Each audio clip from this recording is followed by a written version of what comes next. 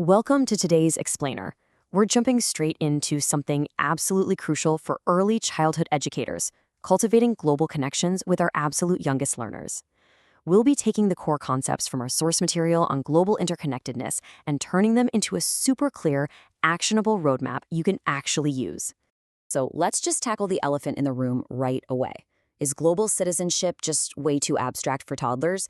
A lot of educators kind of assume that teaching global awareness means kids have to understand thousands of miles of distance, complex map coordinates, or distant abstract nations. But we're going to totally challenge that assumption today. Because global citizenship at this age, it literally has nothing to do with international plane tickets or memorizing a globe. Instead, we need to completely redefine global social studies for early childhood. Think of it as the study of human commonalities, systemic intersections, and world citizenship. It's about shifting a child's mindset from just, who am I in my neighborhood, to how am I connected to kids all over the planet. It's all about discovering that people everywhere share the exact same basic human needs, right? We all look up at the same moon, we all eat, and we all love our families. Okay, so here's our game plan for today. We're going to rethink global citizenship, track developmental world connectedness, and look at designing diverse learning spaces. Then we'll dive into the universal bread laboratory, explore anti-bias sensory experiences, and finally, connect the local to the global. Let's get into it. First up, rethinking global citizenship. This whole concept is really about shifting a child's perspective from the micro level, their immediate local neighborhood, straight out to the macro level of global interconnectedness. If you look at how local connectedness lines up with the three core global pillars, it's pretty eye-opening. Connecting everyday local routines to global peers builds incredible perspective, links systems together, and really cultivates that deep curiosity. And the best part? You don't ever need to rely on exoticized themes. You literally just show multicultural families doing totally standard everyday routines. It's like tracing where a wooden block or a piece of fruit actually comes from. Simple, but incredibly effective. Moving on to our second section, tracking developmental world connectedness.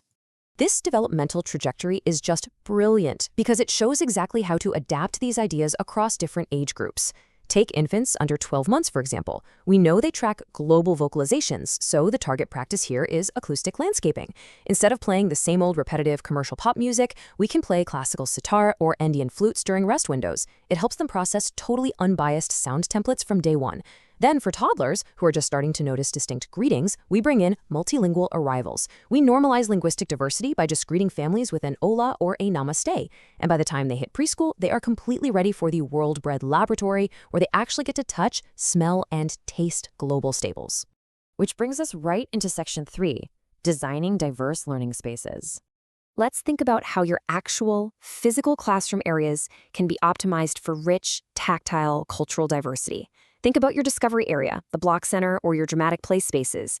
Music, as we all know, is a universal connector.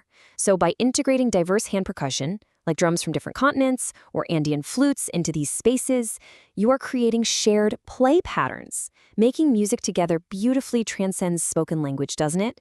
It teaches kids that even if the instruments look totally different, the pure joy of creating a rhythm is universally shared. It's the exact same idea in the dramatic play area. We can introduce diverse play foods, think tacos, noodles, or plantains, right alongside traditional kitchen props. This gives kids the chance to act out all sorts of diverse family traditions. When children cook together in a play kitchen, the light bulb goes off. They realize that kids all over the world sit down to share meals with the people they love. All right, section 4, the universal bread laboratory. Now we get to introduce a really concrete, sensory-based classroom activity. The Universal Bread Laboratory is fantastic because it translates these massive, abstract global concepts into an immediate, engaging, and frankly delicious experience. The lab runs in 3 distinct steps. First up, the visual introduction. You gather the kids and show them an actual ear of wheat, a bowl of flour, and a pitcher of water, the foundational ingredients. Step 2 is the world bread display, where you bring out bite-sized samples. And step 3 is the sensory chart. This is where you co-create a same and different chart, comparing if the bread is flat, fluffy, round, or long. Sure, you might get a little flour on the classroom rug, but it anchors this huge abstract idea of a shared planet right to something incredibly tangible. For your sensory display, you're going to want to include specific bread variations. We're talking tortillas representing Mexico and Central America, naan or roti for South Asia, pita from the Middle East, injera representing East Africa, and, of course, the classic baguette from France. These are all things that can be safely sampled in your classroom to represent a really wide array of global cultures. And this is where it sparks a truly powerful realization. When a toddler holds a piece of flatbread and then compares it to a fluffy piece of pita, they realize that while bread might look, smell, and feel different in every single country, families worldwide are using the exact same raw building blocks, wheat, flour, and water, to feed their loved ones. It's just a profound human commonality. That leads us into Section 5, Anti-Bias Sensory Experiences. Bringing diverse foods into the classroom is amazing, but it brings us to a really critical task. We have to nurture respect for global traditions by actively preventing food-based bias, or those instinctual negative reactions. Basically, we have to dismantle the yuck factor. So instead of letting kids use standard bias language like, "Oh, that looks weird," or "yucky," we need to equip our educators to encourage objective, scientific observations. We want to teach children to say things like, "This smells sweet," "This is bumpy," or, my personal favorite, "I am still figuring out this texture." This right here is the anti-bias tasting framework in action.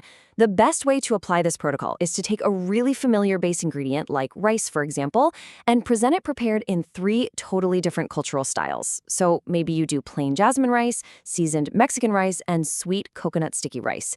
Using this scientific language scaffold frames those differences as really exciting options rather than weird errors.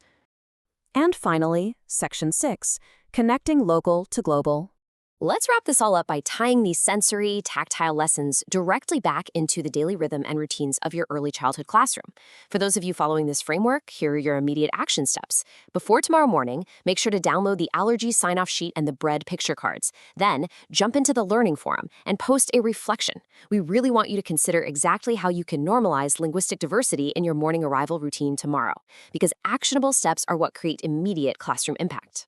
Because when we deliberately link our daily routines, whether that's greeting a peer at the door, building a tower with blocks, or just eating a snack, to a global counterpart, we completely dismantle the fear of the unfamiliar.